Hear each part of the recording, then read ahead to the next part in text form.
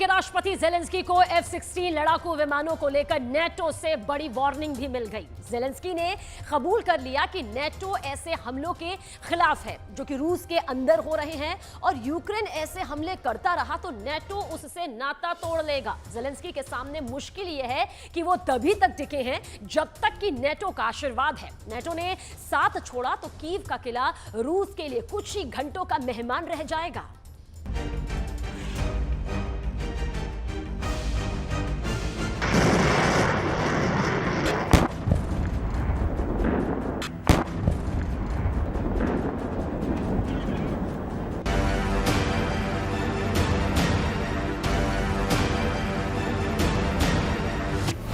पंद्रह नवंबर 2023। अपनी डायरी में यह तारीख नोट कर लीजिए।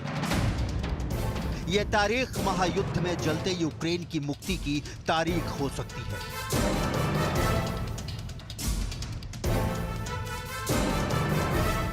क्या होगा इस दिन?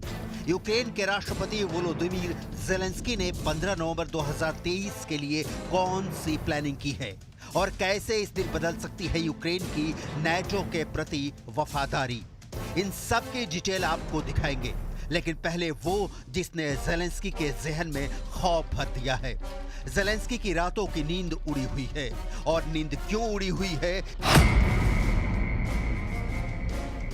क्योंकि जेलेंस्की को अब यकीन हो चला है कि रूस के भीतर घुसकर यूक्रेन यूं ही ताबड़तोड़ हमले करता रहा तो पश्चिमी ताकतें यानी नेटो उसका साथ छोड़ देगा। यूक्रेन तब अकेला पड़ जाएगा, और अकेला यूक्रेन पुतिन के सामने कितना लड़ेगा, कब तक लड़ेगा? जेलेंस्की अंदर तक सहमे हुए हैं। जेलेंस्की की चिंता जेलेंस्की के शब्दों में समझिए। यूक्रेन के सहयोगी रूस में सैन्य कदम का समर्थन नहीं करेंगे।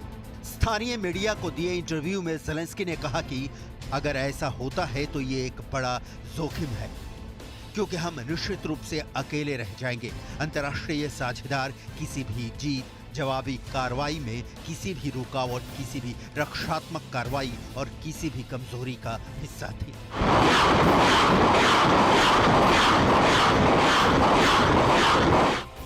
जेलेंस्की जिद और जोश में रूस पर लगातार हमले कर रहे हैं।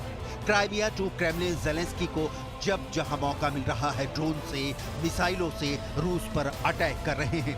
क्राइमिया पर तो एक रात में जेलेंस्की ने 42 ड्रोन हमले किए। ये बात अलग है कि रूस ने दावा किया कि उसने जेलेंस्की के सारे ड्रोन मिट्टी में मिला दिए।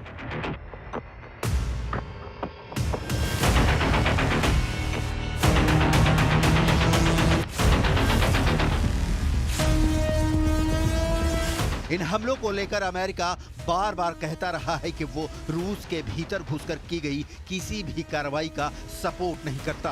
बावजूद इसके जेलेंस्की के ड्रोन रूस में कहर बरपा रहे हैं। रूस बार बार जेलेंस्की को चेता रहा है कि इसका नतीजा बहुत बुरा हो सकता है, लेकिन जेलेंस्की रुक नहीं रहे। ये हमले इतने बढ़ गए हैं कि इनके धमाकों की आवाज अब अमेरिका तक पहुंच रही है। लिहाजा अमेरिका ने फिर स्टैंड क्लियर किया है। लड़ाकू विमान F-16 देने के पहले अमेरिका यूक्रेन को दो टूक बता रहा है। F-16 सिर्फ यूक्रेन की रक्षात्मक कार्रवाई के लिए है। मतलब जेलेंस्की को इसकी छूट नहीं होगी कि वो F-16 को लेकर मॉस्को पर बरस पड़े।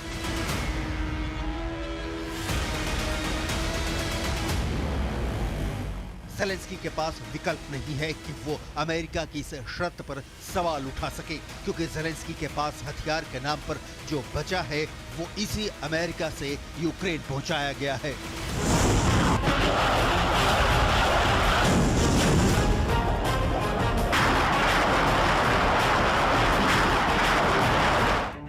रूस के भीतर घुसकर हमले करने से रोकने के लिए ही F-16 जैसे लड़ाकू विमान अमेरिका यूक्रेन को अब तक देने से टालता रहा।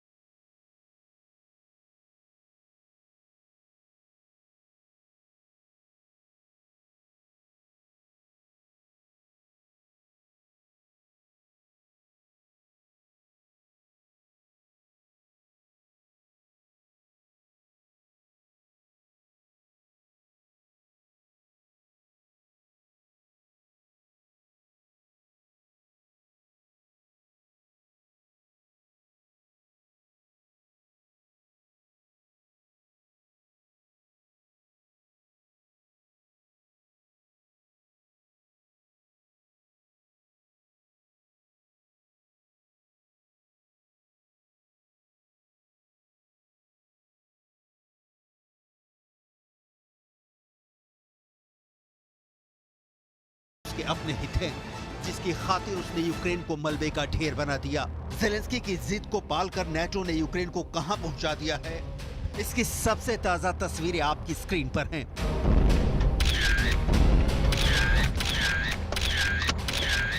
ज़ेलेंस्की तब तक युद्ध में है जब तक नेटो उनके साथ है। ये साथ छूटा और यूक्रेन टूटा।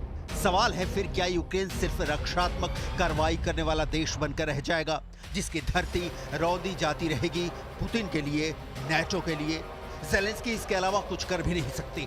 मोहरा बन गए हैं ज़ेलेंस्की नेटो का। काउंटर अटैक ज़ेलेंस्की करे तो नेटो शाबाशी देता है, लेकिन रूस में घुसे तो यही नेटो ज़ेलेंस्की का साथ छोड़ देने की धमकी देता है। ऐसा इसलिए कि नेटो चाहता है कि महायुद्ध जारी रहे और पुतिन युद्ध में फंसे रहें।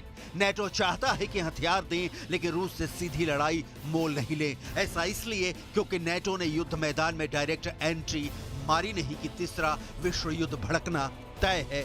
पुतिन के पास शक्तिशाली दोस्तों की कमी नहीं जो अमेरिका से दुश्मनी निकालने की मौके की ताक में हैं। अदद एक मौका मिला नहीं कि कम से कम दुनिया के 4 देश अमेरिका पर पुतिन के साथ टूट पड़ेंगे। इन देशों की लिस्ट आपको भी देखनी चाहिए। चीन, उत्तर कोरिया, ईरान, बेलारूस। नेटो रूस की सीमा तक अपने संगठन के विस्तार के लिए तीसरे विश्व युद्ध का खतरा मोल नहीं लेगा। ज़ेलेंस्की के लिए नेटो पुतिन के परमाणु बम गिरा देने की धमकियों को हल्के में नहीं ले सकता। ज़ेलेंस्की के लिए नेटो रूस के तेल और गैस को बलि नहीं चढ़ा सकता। रूस दुश्मन देश है नेटो का, लेकिन उसकी धरती जो तेल गैस उगलती है वो यूरोप भी जाता है और अमेरिका भी पहुंचता है। ज़ेलेंस्की निर्भर हैं, आजाद नहीं। उनके देश यूक्रेन में सिर्फ जख्म और आंसू बच गए हैं।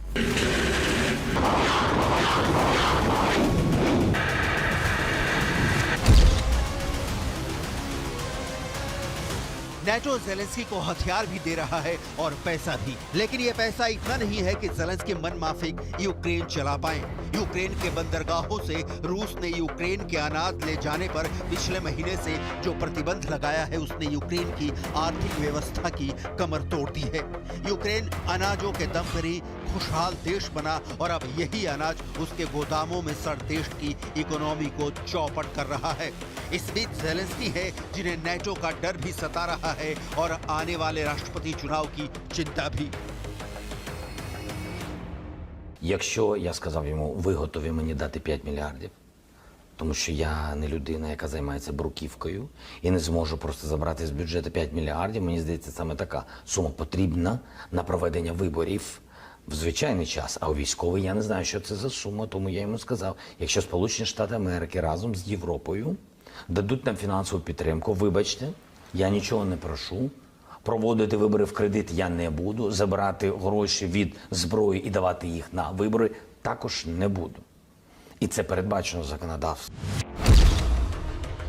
अगले साल यानी 2024 में यूक्रेन में राष्ट्रपति का चुनाव होना है। ज़ेलेंस्की तैयार हैं, लेकिन शर्त रखी है कि ये तभी संभव है जब पश्चिमी देश आर्थिक मदद करें। ज़ेलेंस्की के इस कथन में यूक्रेन का भविष्य दिखता है, यूक्रेन की राजनीतिक व्यवस्था दिखती है और ज़ेलेंस्की की विदाई की साफ तस्वीर दिखती है। इसे सवालों से समझें।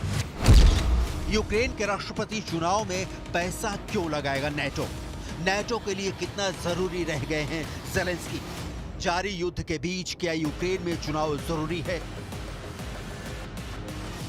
Є моменти за кордоном. Тут нам потрібно, щоб допомогла в більшості своїй Європі, тому що українець сьогодні в більшості в Європейському Союзі, і там треба відкривати. У нас таких інфраструктурних спроможностей немає. Там треба відкривати відповідні можливості, щоб люди прийшли.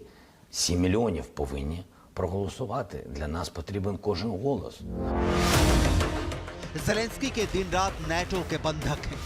ज़ेलेंस्की उन राष्ट्रपतियों सरीखे दिख रहे हैं जो घर के भीतर विनाश फेर कर समाज के सामने घर कुर्बान कर देने का स्वांग रचता है।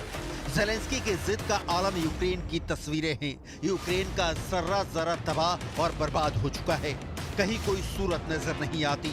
इस हाल में यूक्रेन में चुनाव होता है तो पहला सवाल तो यही बनता है कि मतदान होगा कैसे, और बम बारूद के माफिक ज़ेलेंस्की इसके लिए भी नेटो का मुंह ताक रहे हैं। यूक्रेन में इस वक्त मार्शल लॉ लागू है। मार्शल लॉ के तहत चुनाव नहीं कराए जा सकते हैं। 15 नवंबर को समाप्त हो रहे मार्शल लॉ को हर 90 दिनों में बढ़ाया जाता है, लेकिन अब चुनाव के दिन नजदीक आ रहे हैं। ज़ेलेंस्की की चिंता है कि अगर यूक्रेन में चुनाव टला तो नेटो उनकी जगह किसी और को बैठा सकता है। इसीलिए ज़ेलेंस्की चाहते हैं कि चुनाव हो भी और नेटो ही करवाए और उनकी कुर्सी भी बची रहे। अब सवाल है कि यूक्रेन में क्या आज के हालात को देखते हुए चुनाव कराने की सूरत दिखती है? कोई बच्चा भी बता देगा, बिल्कुल नहीं। देखिए, धीरे धीरे ये राज खुलने लगे हैं।